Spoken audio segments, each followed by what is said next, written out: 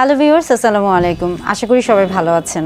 আজকে কথা বলবো খুব পরিচিত একটি বিষয় নিয়ে, এবং যা হচ্ছে নাইটফল। নাইটফল শব্দটার সাথে অনেকেই পরিচিত। অনেকেই মনে করে থাকেন যে নাইটফল মানে হচ্ছে রাতে কিছু পড়ে যাওয়া। আবার অনেকেই এটাকে কিন্তু হচ্ছে নাইট এমিশন, অর্থাৎ অনেকে মনে করে থাকেন রাতে কিছু বের হওয়া, কিংবা এটা অনেকের কাছে ওয়েট ড্রিম অর্থাৎ ভেজা স্বপ্ন হিসেবে পরিচিত। যে যেভাবেই হচ্ছে পরিচিত হয়ে থাকুক না কেন, প্রত্যেকটা বিষয় কিন্তু একই।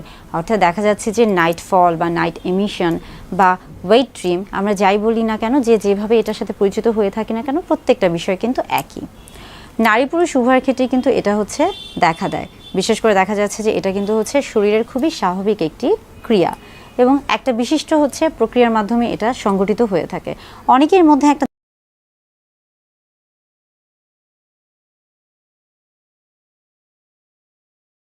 ধারণা রয়েছে এটা যেহেতু হচ্ছে নাইট অর্থাৎ হচ্ছে রাতের সাথে সম্পৃক্ত, তার মানে এটা শুধুমাত্র হচ্ছে রাতেই হয়ে থাকে। এটা না, আসলে এটা একটা ভুল ধারণা। নাইটফল আসলে মূলত দেখা যাচ্ছে যে কোনো সময় হয়ে থাকে। অর্থাৎ এটা যে শুধুমাত্র রাতেই হবে, কিংবা এটা যে শুধুমাত্র হচ্ছে ওয়েট ড্রিম অর্থাৎ শুধুমাত্র ড্রিম বা স্বপ্নে হবে, তা নয়। এটা দেখা যাচ্ছে যে এটা যে কোনো সময় হতে পারে।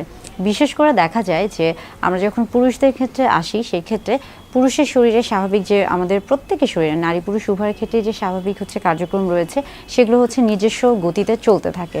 তেমনি পুরুষদের ক্ষেত্রে আমরা যখন আসি, সেক্ষেত্রে দেখা যাচ্ছে যে পুরুষদের হচ্ছে বীর্য তৈরির যে প্রক্রিয়াটি রয়েছে, এটি স্বাভাবিকভাবেই চলতে থাকে। নাইটফল বা নাইট এমিশন বা ওয়েট ড্রিম, এটা মূলত দেখা যাচ্ছে যে পিউবার্টি থেকে, অর্থাৎ আমরা বলে থাকি যে বয়ঃসন্ধিকালীন সময় থেকে এটি সবার ক্ষেত্রে দেখা যায়, কম বেশি সবার ক্ষেত্রে, এবং যৌন জীবনে দেখা যায়, প্রাপ্তবয়স্কেও দেখা যায়। তবে অনেকের ক্ষেত্রে বয়ঃসন্ধিকালীন সময় বেশি দেখা যায়, আবার অনেকের ক্ষেত্রে প্রাপ্তবয়স্ক জীবনেও বেশি দেখা যায়। অনেকের ক্ষেত্রে দেখা যাচ্ছে যে বার্ধক্যকালীন সময়েও অনেক বেশি দেখা যায়। এটা আসলে নির্ভর করছে হচ্ছে ব্যক্তির উপর, তার হচ্ছে শারীরিক অবকাঠামোর উপর, কিংবা তার শরীরের স্বাভাবিক ক্রিয়ার উপর।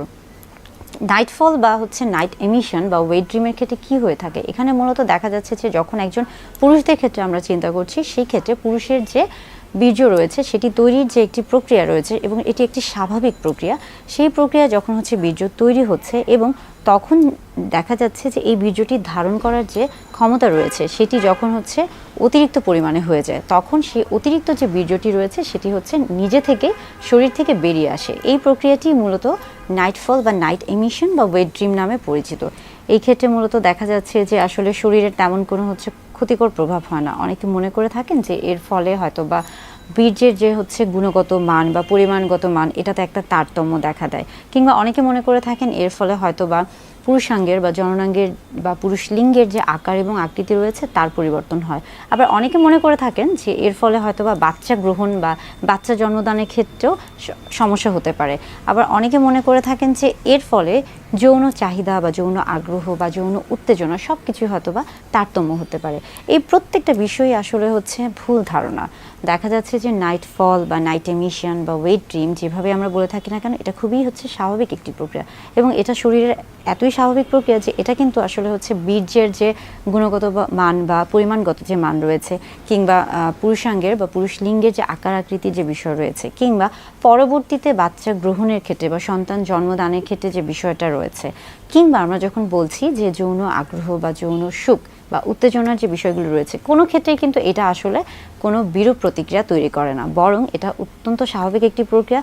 এবং একটা দিকে যখন চিন্তা করব যে হ্যাঁ, এটা একদিক থেকে ভালো যে আপনার যে বীর্যটি তৈরি হচ্ছে, তার মানে বীর্যের তৈরির যে প্রক্রিয়াটি রয়েছে এটা আপনার শরীরে স্বাভাবিকভাবেই তৈরি হচ্ছে, অর্থাৎ সেখানে কোনো হচ্ছে সমস্যা নেই। অনেক সময় যে সমস্যাটা অনেকে মনে করে থাকেন সেটা হচ্ছে যে এর ফলে যেহেতু বিশেষ করে শরীরের হচ্ছে আমরা বলে থাকি যে পোশাক পরিষ্কার পরিচ্ছন্নতার একটা ব্যাপার থেকে থাকে, সেই জন্য অনেকের কাছে এটা একটু অস্বস্তিদায়ক হয়ে থাকে।